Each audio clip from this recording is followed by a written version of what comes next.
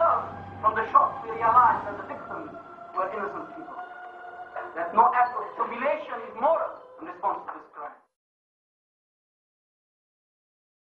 The error of some elements in the Muslim world is in their laid-back approach prior to these chain of events. Two groups exist: those who have become content to remove their identity and merge into the society, a group that now lies exposed and homeless, desperately turning back to their Islamic identity for shelter. And the second group, the isolationist, who has left a niche of educating the non-Muslim world to the non-Muslim world. This selfish exclusion has now brought great misunderstanding, and from misunderstanding, the Muslims living in the West have now found themselves surrounded by people who fear them. The previous narrow generalizations of stereotyping and alienating the West have been to no benefit. What many have failed to recognize is that America is a massive nation made up of many ethnic minorities and cultures. It is a nation with a broad range of views, and has brought forth some of the most revolutionary thinkers such as Malcolm X and Martin Luther King. Within this wide variety of people, there are hearts and minds begging to learn about Islam, but they are left wanting. The media has been pumping out anti-Islamic material for decades, and now that things have come to a head, the newly stimulated Muslim groups have risen from their slumber to fight a media battle that is in its maturity.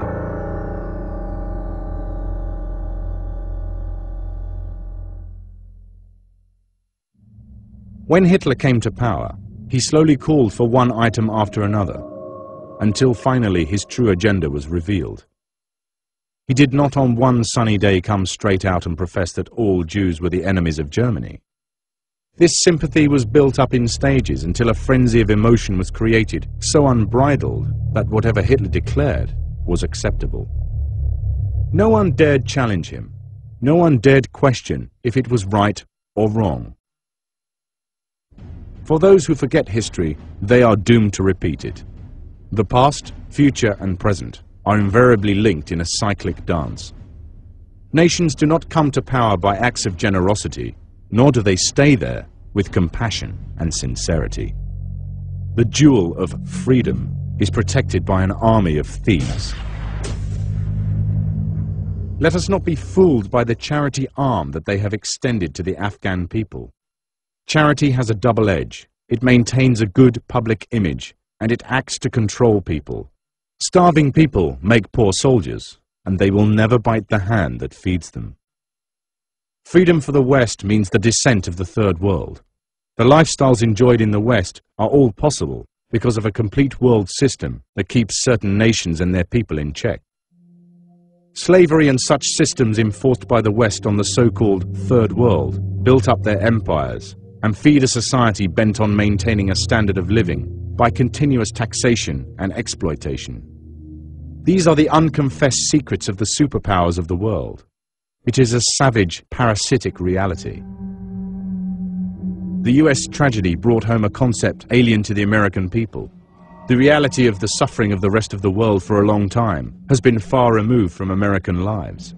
This pain has ultimately overflown, and tragedy has shown itself to be an indiscriminate beast.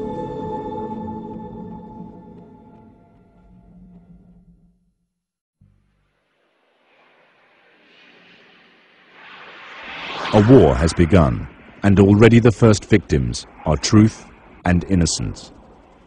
Their arrogance is the seed of destruction. All they claim they have come to defend is what they will strip from the world. Security and sanctity will be violated as the enemies of the Western dominance become ever more incognito. All of our tears fall to a thirsty earth that has seen centuries of oppression of man by the hand of man. We turn to the one true God and pray that he makes their evil intentions like dust in the wind. This is the president, like the president before him and the one before him who believes in killing people to solve our international disputes. The European definition now isn't necessarily the definition. In a world of an eye for an eye, the whole world is a blunt. Satisfied, and we will not be satisfied until justice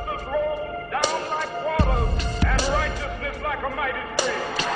And a closer look at the CIA. Because the rest of the Muslim countries, powers. the rest of all the kings and the presidents kneeled before America, kneeled before George Bush, kneeled before Tony Blair, and could only say, yes, sir, you can use our ground, you can use our earth, you can burn our brothers and sisters, and we don't care.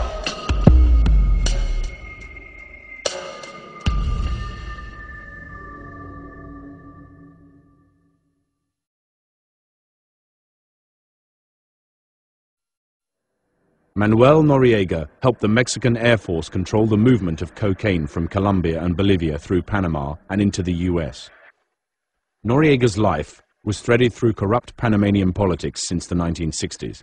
His career of drug trafficking and money laundering profited from the close cooperation with the DEA, who arrested his competitors.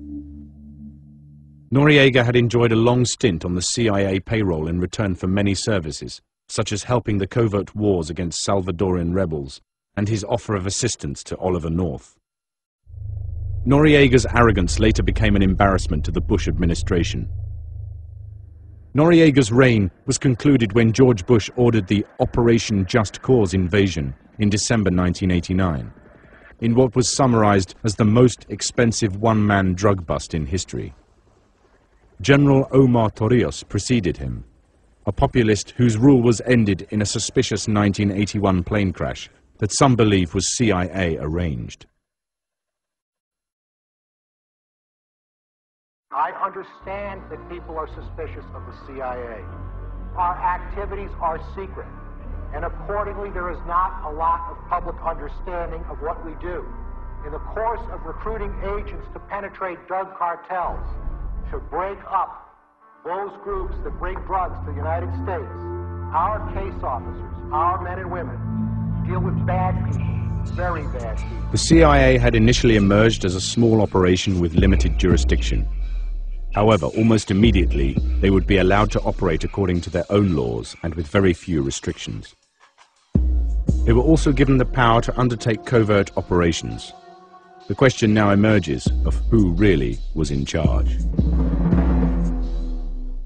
By 1953, when Alan Dulles became director, the agency had already become its own governor. His brother ran the State Department. They had in fact become what was described as a de facto shadow government. They provided information about their actions only when they thought it was necessary. Directive NSC-4 empowered the agency to allow them greater elbow room in the international arena in the fight against communism. The truth was out there, but could not be entrusted to the American public, or even the American president. All of their actions were therefore untouched by external influence and strictly controlled internally. Using money, propaganda, and influence, the agency played a vital role in determining the outcome of elections in many of the European countries that were emerging from the devastation of World War II. They ensured the defeat of the communists in the 1948 Italian elections and the major victory of the Labour Party in Israel. Throughout its existence, the agency had survived 10 presidents. Truman became wary of them. Eisenhower went along with whatever they did.